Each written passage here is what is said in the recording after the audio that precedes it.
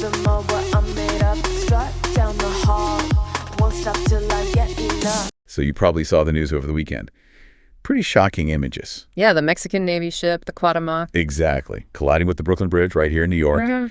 And beyond just the visual, it's really tragic. 2 young Navy cadets lost their lives. America Sanchez, just 20, and Adalgisa Maldonado Marcos, who was 23. Yeah. And on top of that, 22 others injured.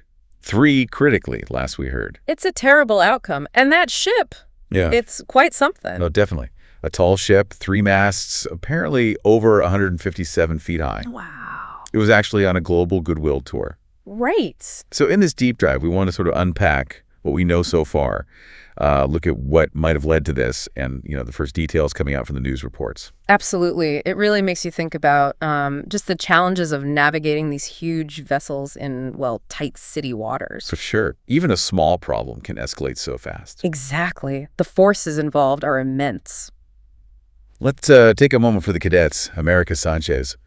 She was in her final year at the Naval Academy down in Veracruz. Dreamed of being a naval engineer. Her mother called her exemplary, a dedicated student, even a warrior. Just paints a picture, doesn't it? It really does. Yeah. A life full of promise. And it's just heartbreaking. Her body was being returned to the academy on Monday. This whole trip, this international cruise to 15 countries. It's supposed to be a career highlight.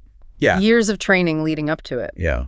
And for it to end like this. It underscores the risks, Well- even in training, even on a goodwill mission. The sea, it demands respect. And then there's Adalgisa Maldonado Marcos from Oaxaca. Right, San Mateo del Mar. His dream was apparently very personal, wanted to be a sailor like his dad. Following in his father's footsteps. Yeah. And hearing about friends and family gathering back home, it just brings the human cost right to the forefront. It does. These aren't just statistics in a report. They're individuals, families, communities grieving. That personal side is so important to remember amidst all the technical details. Absolutely crucial. Okay, so turning to the incident itself. It happened Saturday, New York Harbor, the Brooklyn Bridge. I mean, such an iconic landmark. Which makes it even more visible, more shocking, perhaps. Definitely. And the initial reports are pointing towards a loss of power on the Cuauhtémoc. While it was leaving the harbor. Right. Heading for Iceland, apparently. Yeah. And it seems like losing power just left it at the mercy of the current. Push towards the bridge. Yeah. Losing propulsion in a busy channel like that, Right. that's a major emergency. Understanding why it lost power is going to be key. And the dimensions here are really critical. You mentioned the masts earlier, over 157 feet tall. Right. Compare that to the Brooklyn Bridge clearance, about 134 and a half feet, So yeah, a difference of, over 20 feet? more than 20 feet. So if you lose control, Collision becomes almost inevitable at that point, sadly. and people actually filmed it, bystanders. Reports say all 3 masts just collapsed. The force must have been incredible. And there were 277 people on board, you said. Yeah, 277. So the potential for this to have been even worse. Very sobering. Okay, so the immediate aftermath. An investigation is underway, obviously. Standard procedure. And necessary. Some reports suggest it could take, maybe up to a year. These things take time. Lots of factors to examine. Commercial traffic was stopped nearby on Monday. Right, to secure the scene, allow investigators access. And interestingly, there was a local harbor pilot on board. And maybe a docking pilot, too. Yeah, the reports mention both, or at least one of them, helping with departure. Experts in these waters. Which adds another layer, doesn't it? You have local expertise right there on the bridge. Exactly. Makes the loss of power and the collision even more, puzzling. The NTSB, the National Transportation Safety Board, they're involved now. Yes, they were due to give an update Monday afternoon. Their findings will be really crucial. Definitely. They'll look at everything, mechanical, human factors, procedures, the environment.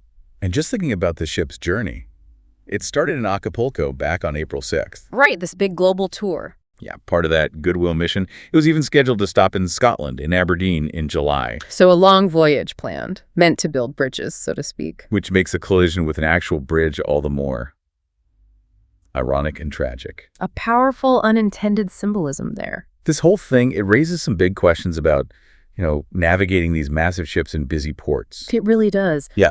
Like New York Harbor, it highlights the constant risk. What does it tell us about those challenges? Well, it shows how little margin for error there is. Confined waters, strong currents, proximity to bridges, other traffic.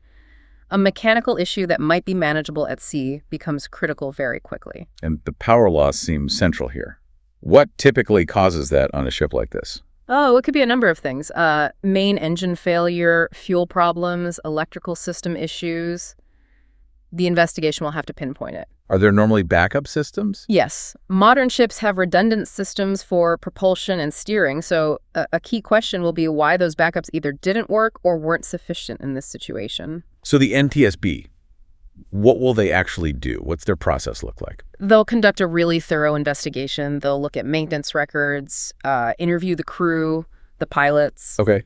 Analyze any data recorders like a black box for ships. They'll check the weather, the tides, the currents at that exact time. So a whole range of factors, pilot actions, mechanics, environment. Everything. Communications, procedures, training. It'll all be under scrutiny. And finally, thinking about the bigger picture. This was a goodwill tour, an international training cruise. How does a tragedy like this impact that mission, the symbolism? Well, beyond the terrible human cost, it inevitably casts a shadow. It forces a reassessment within the Mexican Navy, certainly. It raises serious questions about managing risks on these kinds of international deployments. The goodwill message gets complicated, unfortunately. So just to kind of wrap up the key points, we have the Mexican Navy training ship, Cadets, colliding with the Brooklyn Bridge. A major incident. Resulting in the deaths of 2 cadets, many injuries, and now a long investigation. Right.